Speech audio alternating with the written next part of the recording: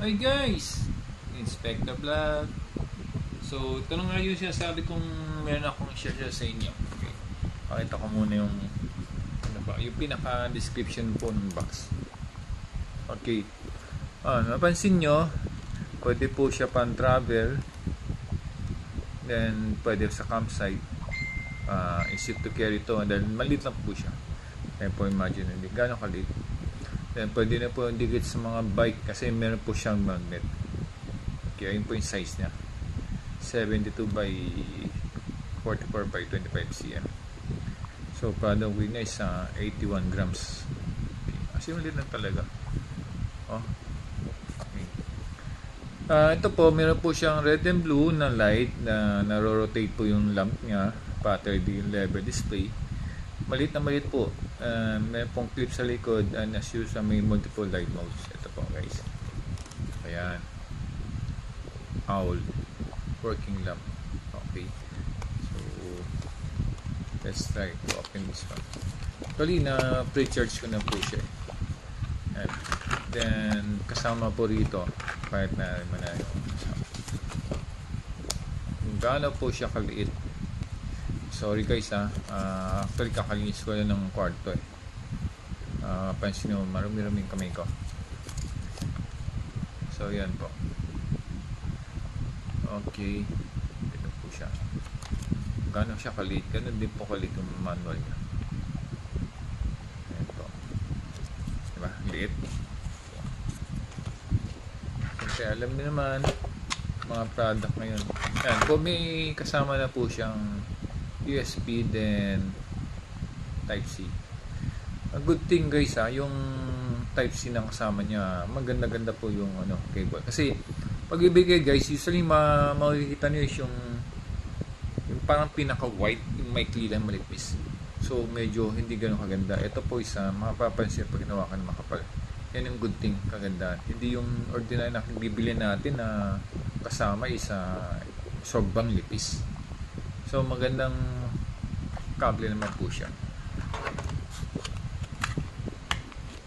So guys, yung likod nito, yan may clip na po. Okay. Then meron pong magnet. Ito po. Magnet na po siya. Pwede nyo sa mga bakal. Okay. Ayan po yung harap niya. Imagine nyo gano'n kaliit ito. So, makita nyo, meron po siyang dalawang malaking LED, then meron mo dalawang maliit. Okay. Then, ano pa? Ito yung clip niya. So, ito po, nasi-charge po yan. Ito, testing natin. Makita nyo po yung level po nung charging niya. Ayan po.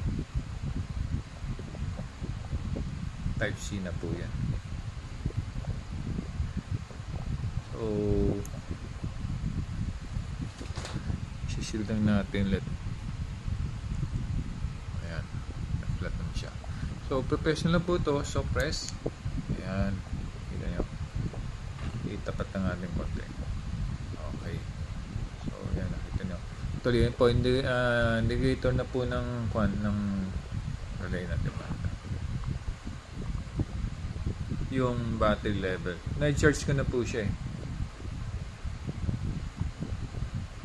Ba? Actually 99 kayo siya sa sobrang liwanag. Sa lens na po ng camera natin. Okay, anyway, so ito po, pag nag-press ulit kayo, ito po yung low nya sa side natin, parang kita mo danda natin. Okay, one more press. Pansin nyo guys, malakas pa rin siya but naging one LED na lang po. Ito kasi i-off natin later on ito. So ayun po, isa na lang po sumisindi kaya kita niya kayo, isa na lang. Okay, so once na nagpa-switch kayo, parang ito naman po yung low beam nya na one LED lang. So once more, kita nakita nyo ng red. So, meron po siyang red. Yung kanya dalawang pong LED. Ayan natin konti. Ayan. Dalawa po kasi LED na eh. Yung kanya dalawang LED na nakasin dito po yun. Tapos, meron pong dalawang LED na LED. So, once na nag-press ulit tayo,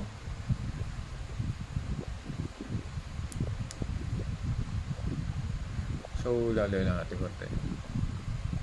Malabas po, dalawa na po nag-blinking niya. Pero parang may ibang sequence siya, napansin nyo.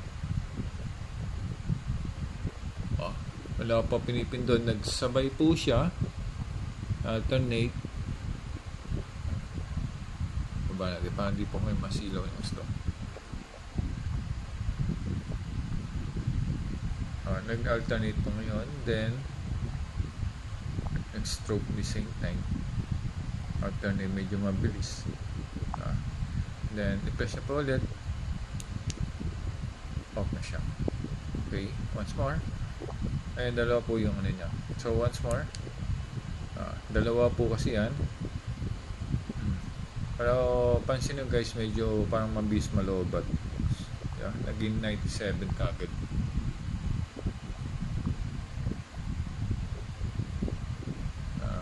Hindi na lang makikita kasi. Ayun.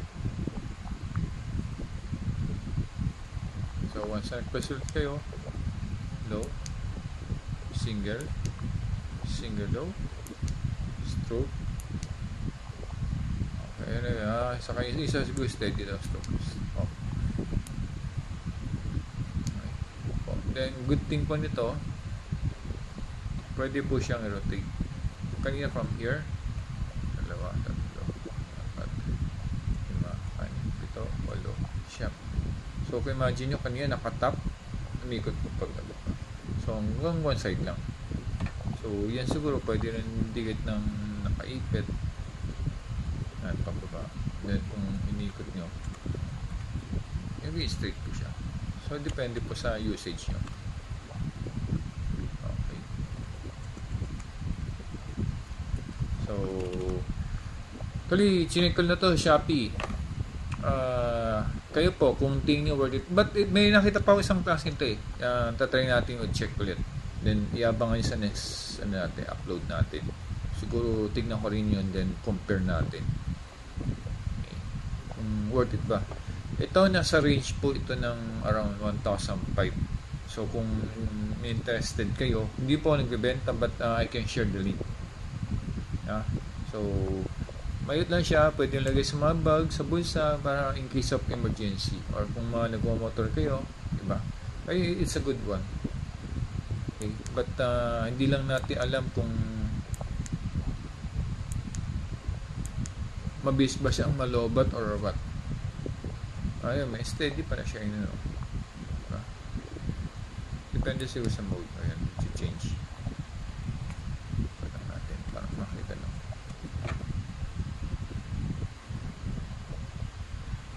Kasi pag tinapat ko sa masisilaw po eh.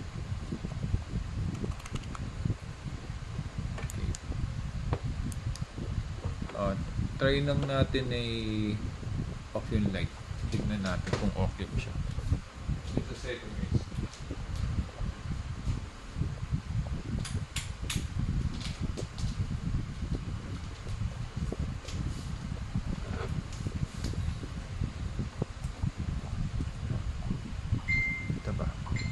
So, ilaw ko yung ganun siya.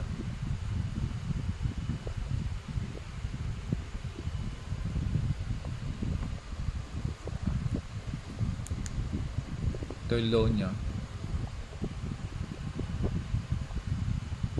Good pa rin, di ba? So, single. Parang wala nagbago. Single low.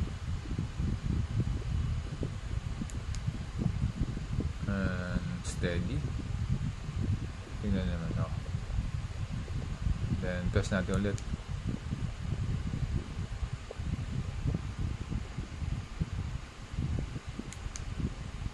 Ayan po siya.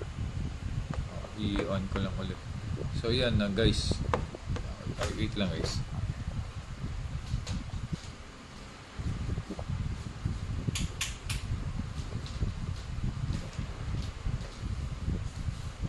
So, nag-vlog lang tayo ng for ilang minutes na. No? Bigyan natin 10 minutes. So, bumaba na po siya ng 96. Diba? So, more or less, binaba niya po isa 4%. Pero nag-start tayo ng 99 eh. So, 3% for 10 minutes.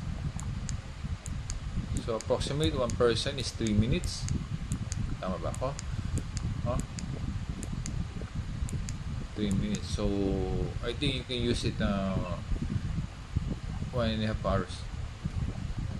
Okay. So, don't forget guys. Ayan po, close up ko na lang.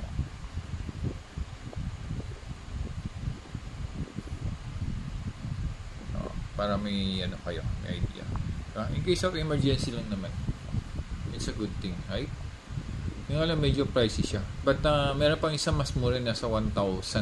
Parang 1,000 to 1,1 lang. Just in case i-compare din natin. Iba-vlog natin yung sa then we're going to compare. Okay? So, comment down. Subscribe. Okay? Thank you guys. Salamat.